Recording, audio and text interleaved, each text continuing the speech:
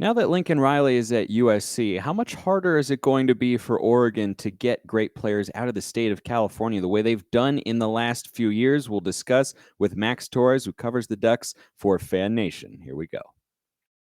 You are Locked On Ducks, your daily podcast on the Oregon Ducks, part of the Locked On Podcast Network, your team every day.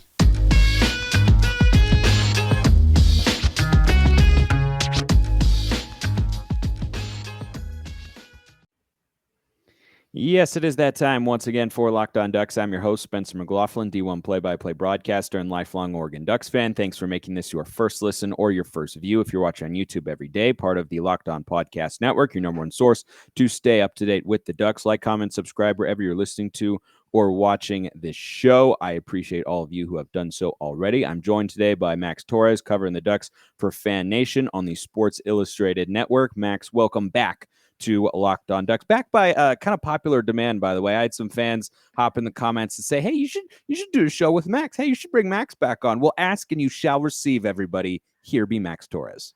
Yes, we're here. Glad to be back, Spencer. Always appreciate you reaching out to have me on. So excited to talk some Ducks, and sounds like we're gonna do some more recruiting talk.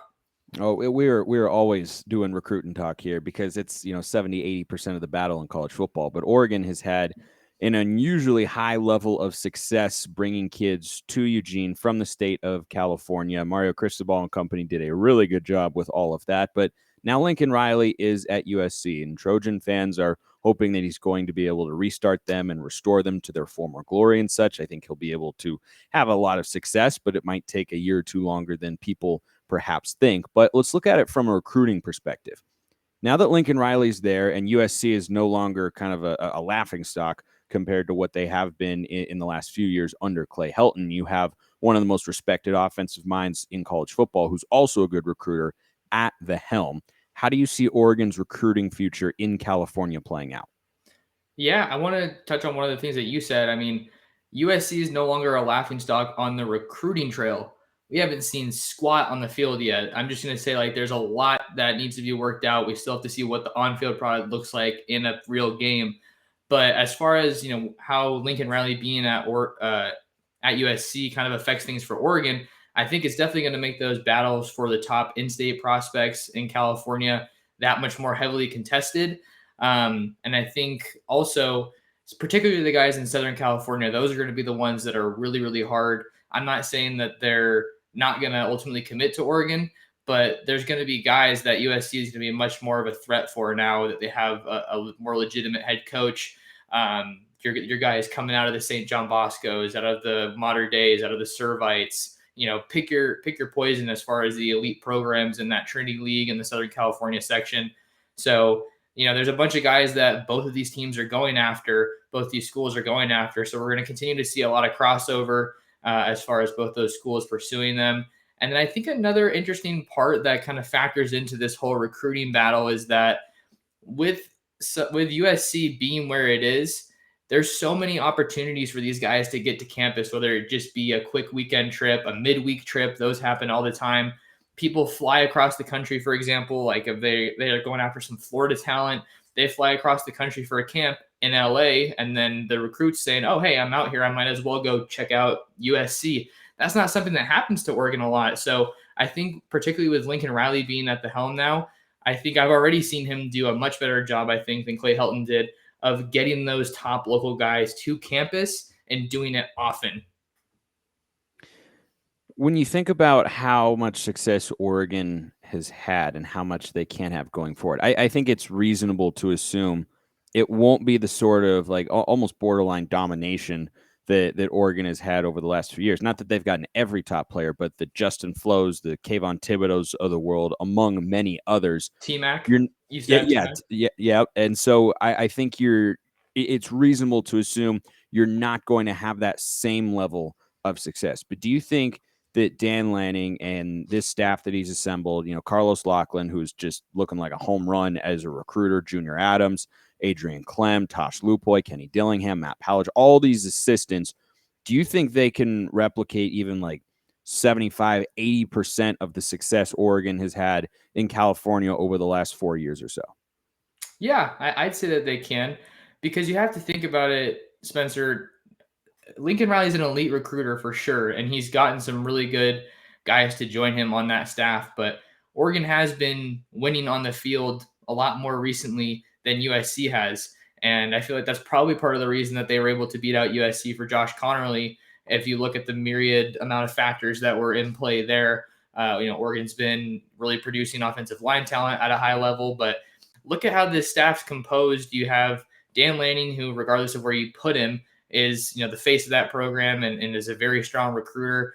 And then you have Tosh Lupoi, who is a Northern California native, but really, really well connected throughout that entire state. Then you have Demetrius Martin, who is a Southern California guy, as well as Adrian Clem. I think he's also from Southern California. So those connections are absolutely there. I just think it's going to be a lot more heavily contested when you're looking at guys that USC is going after. I'm sure there's going to be, a handful of guys every class that USC staff says we're going all in on this guy, and like we can't take no for an answer. So I think Oregon can definitely replicate that success.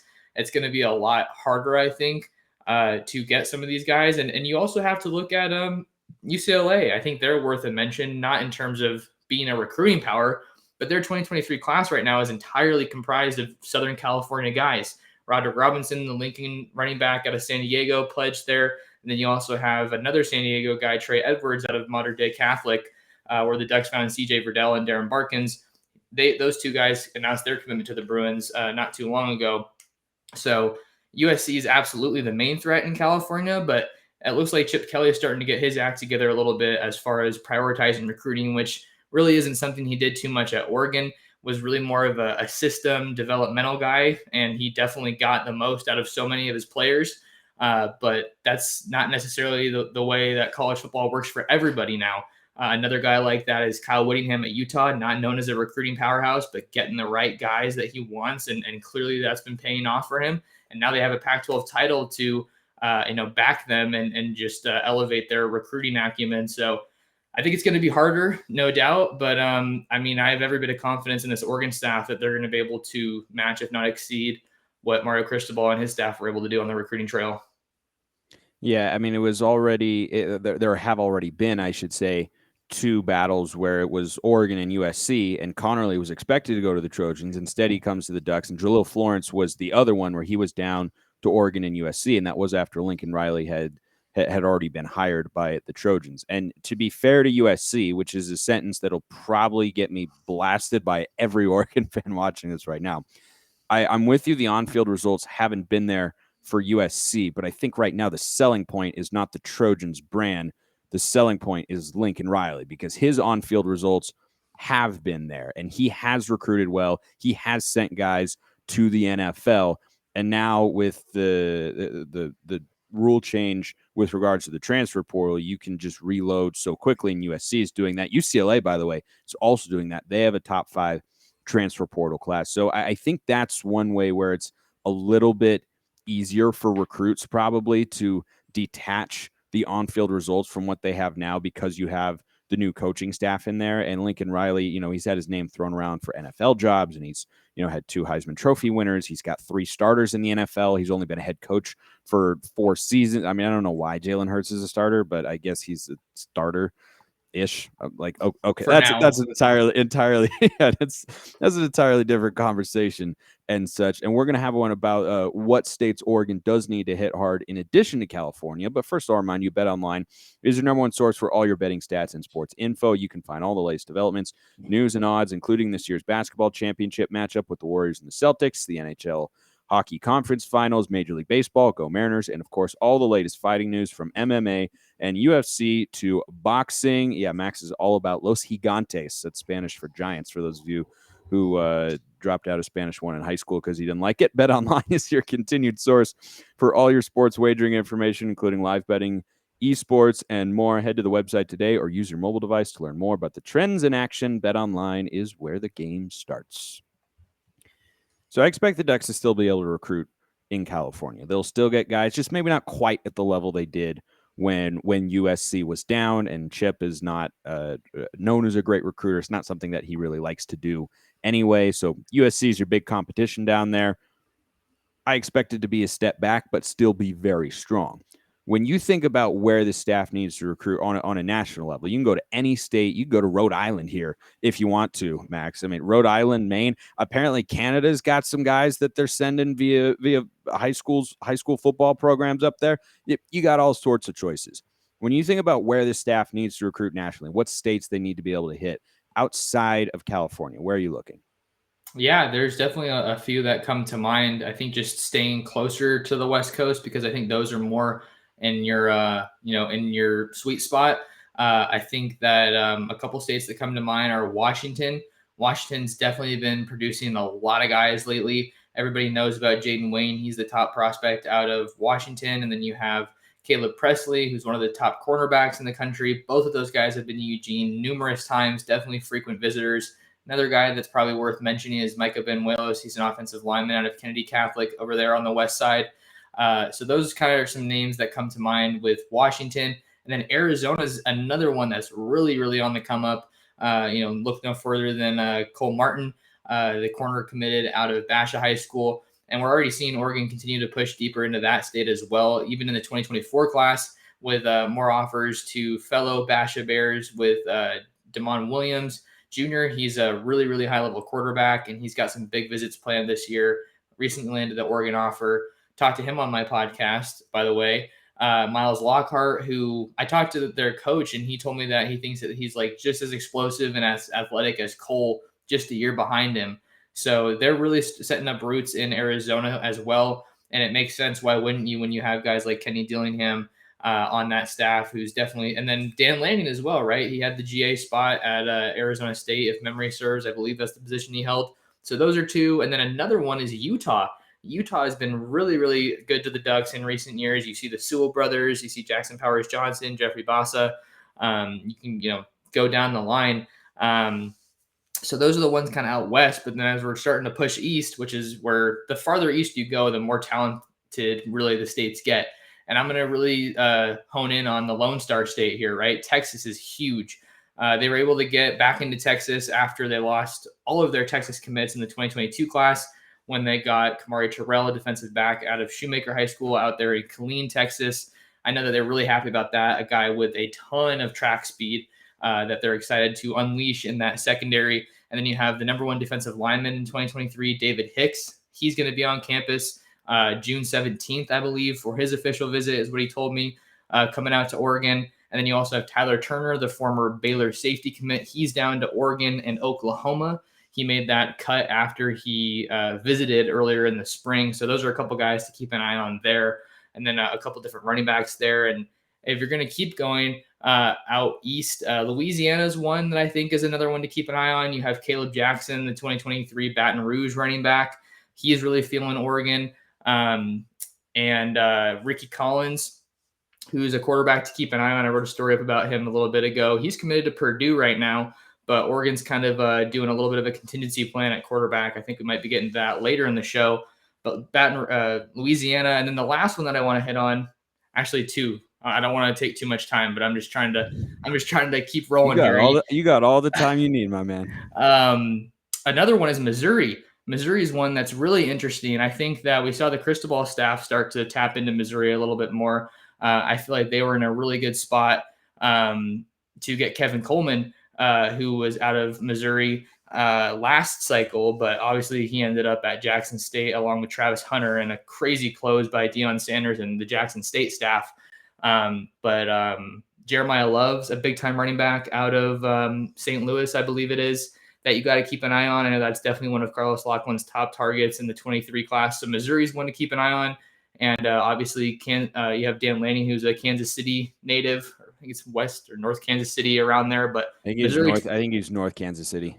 Okay, yeah. So Missouri ties nonetheless, and you definitely want to tap into those connections on your staff. And then I'd say another school or another state that is probably the hardest would be Florida. We're seeing them offer guys just left and right in the SEC footprint. And Florida is just overflowing with talent. Same goes for Georgia. But I mean, we saw what happened when they got another good guy out of Florida recently. Look at Brandon Dorless. He's just a baller. So I'd say those are kind of, maybe that's like 7 or 8 states, but you got to get your bread and butter guys out west because you probably have a more realistic shot with those guys, and then keep pushing that footprint and expanding and using that national brand. Yeah, I think Arizona's got a little bit more of a rich history when you're talking about in-state recruits than Washington does. But, I was actually randomly having a conversation with my parents not that long ago, and the population of the state of Washington came up. It's like 7 million people.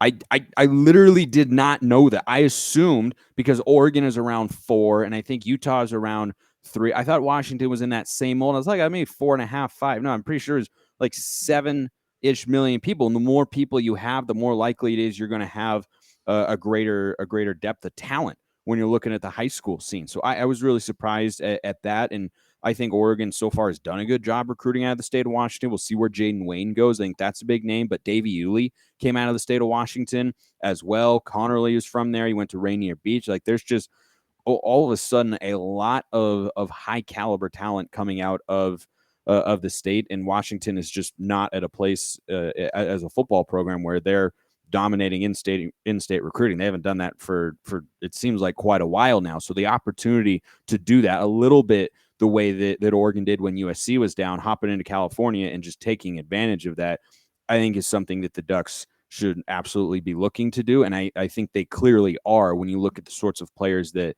they're interested in. But yeah, Washington, Arizona, I think the talent pool is only going to continue to grow because that's kind of been the trend in each of those states over the last couple of years. Another trend that we're all familiar with at this point is transfers in the program, out of the program, leaving the program, but then deciding to stay with the program. I mean, you see it all in the transfer portal, right? And there's a wide receiver who the Ducks brought in who's a little bit under the radar. You might not have heard about, but after or we will get to that after I tell you that you have to love chewy, chocolatey brownie. I mean, who doesn't? What if you took a caramel brownie with caramel swirled on top? Would you eat that, Max? Would you eat that just straight up? Yeah. Yeah, I would eat that too. What if I told you can have all that chewy, chocolatey, caramely deliciousness plus 17 grams of protein? You're in luck because caramel brownie bars are available at built.com right now. And you got to act fast because they are a fan favorite and they're going out quick. Only 4 grams of sugar. You can go to built.com, use promo code LOCK15, get 15% off your order. That's promo code LOCK15 for 15% off at built.com.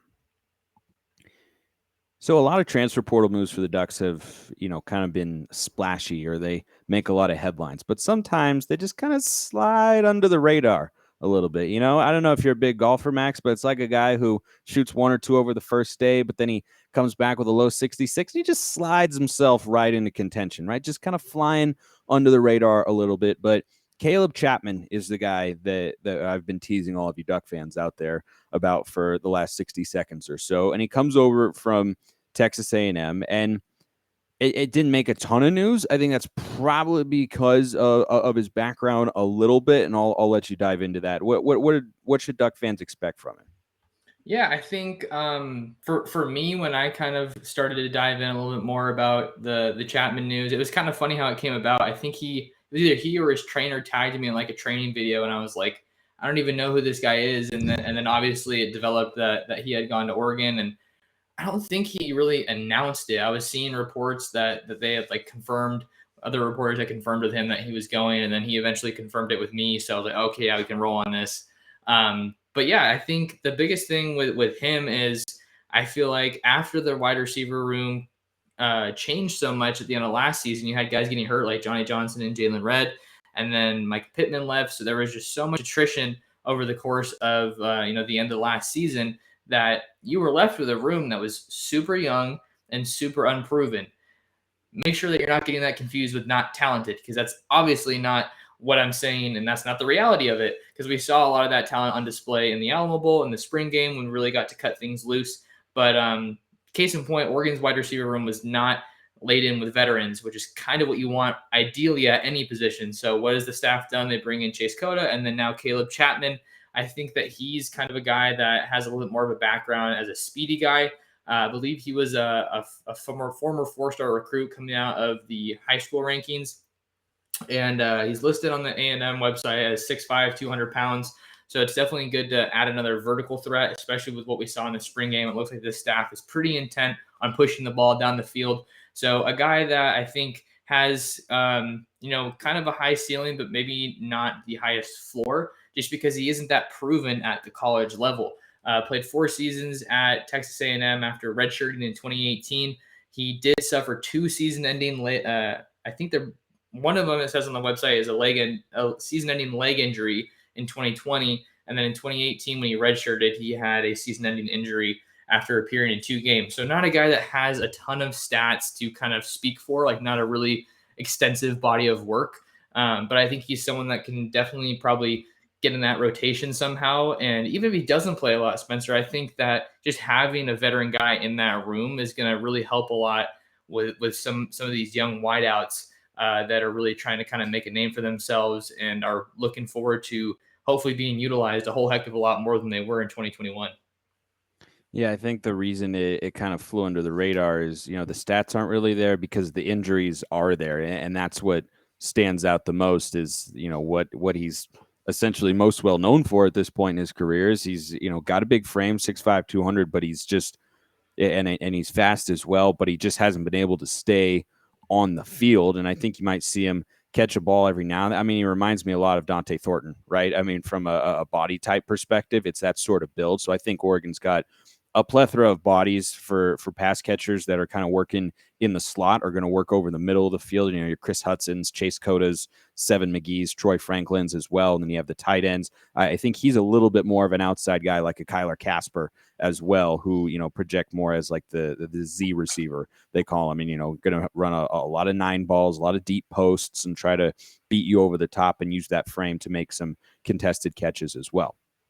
Let's shift back to old-fashioned recruiting as it's becoming, right? I mean, transfer portal is just like the new thing, but, high school recruiting does still, in fact, matter, despite what you may be told and such. Oregon doesn't have a quarterback commit right now in the 2023 class. Still a long ways out. I don't think we should expect them to have that at this point in time, but it doesn't mean they aren't hot on the trail after a couple of big-time names. We've talked about them here on the show. You and I have, and I've mentioned them in other episodes as well. Jaden Rashada out of California and Dante Moore out of Michigan. Those are kind of the 2 biggest names there. I want to ask you, Max, as you look at the first full recruiting class that Dan Lanning and the staff are going to fill out, how important do you think it is that they have a big-time quarterback in that cycle? I'd say it's pretty important for a couple reasons. The first one that comes to mind is just because so often as it goes with recruiting is the quarterback becomes the face of your class. Is this class going to be a letdown if they don't have a big-time quarterback? Not necessarily, because the situation right now with their quarterback room is that you have some guys that I think could be ready to play maybe even as soon as this year. Everybody is I think relatively on the same page as far as it looks like it's Bo Nix's job right now as we exited spring ball, but something could happen in fall camp and maybe Thompson or Butterfield emerges. But even if you only have Nix for a year, I think he has 2 years of eligibility, but let's just operate off the assumption that he gets the job and he plays a year, does well, and then tries his hand at the league. You still have some guys that have been at Oregon for a while, and it's not a dire situation, but I know that both of those guys, you want to get them reps and just get them experience, which is why I hope for Oregon's sake that they can, really handle some of these teams this year so that you can get those guys valuable snaps when the game's kind of put away. That was one of my criticisms of last year. Sure, you're winning, but you're barely winning a lot of these times. And that's why these 2 other quarterbacks are so green, because they're not getting reps. So I think it's definitely important for them to get a good a big name quarterback, just because we've seen the ripple effects, right? After Ty Thompson committed in March, right before the pandemic shut things down, that was just a huge domino effect. And that class just took off. So we know that it's probably safe to say that getting a guy like a Jaden Rashada or a Dante Moore would really, really help things because they already have some really solid guys in the fold. So I think it's important for sure, especially because Kenny Dillingham is such a young coach. He's obviously the offensive coordinator and the quarterback's coach. So if he's able to sign a big name quarterback, I think that could really give him some momentum, not just him, the whole staff, but for him just looking at his position. I think that could really help him, just have some more confidence. Not saying that he's lacking it by any means, but if you can get that, get a good quarterback at probably your biggest job, I'd say, aside from Florida State and Auburn, I think that could really help kind of catapult him into saying, hey, look who I got in 23. Now I want you to be my big time guy in 24, kind of things of that nature. Yeah, as you were bringing up that point about not seeing a lot of the backup quarterbacks because the Ducks have struggled, the last 4 seasons or so to really put teams away, and you just have these moments where you're like, oh, why isn't this game over? Like we're probably going to win, but why shouldn't why am I only 80% confident that we're going to win instead of 99%? I was just thinking back to like all the Oregon backup quarterbacks over the years. Like we used to see a lot more Brian Bennett. We used to see a lot more of the guys who were behind the starters, right? It just used to happen a lot more than it does now. Bennett was the guy who stuck out the most to me when I was running through it. Do you have any other backup quarterbacks that are never going to be lost in the Oregon fandom? Oh God. No one really comes to mind. I mean, he looked Jeff like he was Lockie, but gonna. not in a Jeff Lockie, but Yeah, not in a good way. not in a good way. Dakota Prukop should have been the backup, but He was he got eventually. he got handed the keys to the car to start the season, and then that kind of just went up in flames. And then we saw Herbie come in. So, uh, yeah, not really as far as backups. I mean, Travis Johnson, I thought he was kind of promising, and then he kind of moved around. Um, so it's definitely been. Oh, and Braxton Burmeister, but he played a lot. But that was really because I feel like Yeah. Herbert got hurt. So Mhm. I'm just trying to run through some names that people might remember, but maybe not the best memories with backups and Oregon quarterbacks. Yeah. No, I do still feel that Oregon's got to be better with this staff at putting teams away. Not solely for the purpose of getting your backup quarterback or backup receivers or running backs reps, but just because you don't want to have to go through that every week. Because at some point, when you fail to put teams away, a Stanford is going to happen circa 2021. Like 99% of the time, you're going to be fine to end up winning the game, but then there'll be that one time, and you look back and go, why were they not able to just put the game away? It should not have been close, but that's perhaps a longer conversation. Last thing I want to ask you here is class of 2023, early recruiting signs, really, really good with the staff so far. I'm pleased with the caliber of players that they're getting verbal commitments from and the caliber of players that they're pursuing on both sides of the ball as well. One name who's still out there who I would just be shocked if he came back. But then again, I said for weeks and weeks on this show, I can't imagine Will Richardson is coming back. I don't think Will Richardson is coming back. And then Will Richardson decided, hey, I'm going to come back to the Ducks. And I was like, okay, that's totally fine. So I've been wrong before. But Richard Young is a 5-star running back in the class of 2023. He's got some big time schools after him.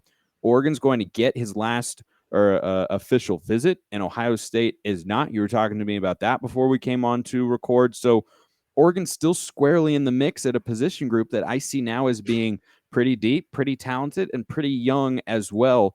Is there, no pun intended, a chance that the Ducks could get Richard Young in the class of 2023?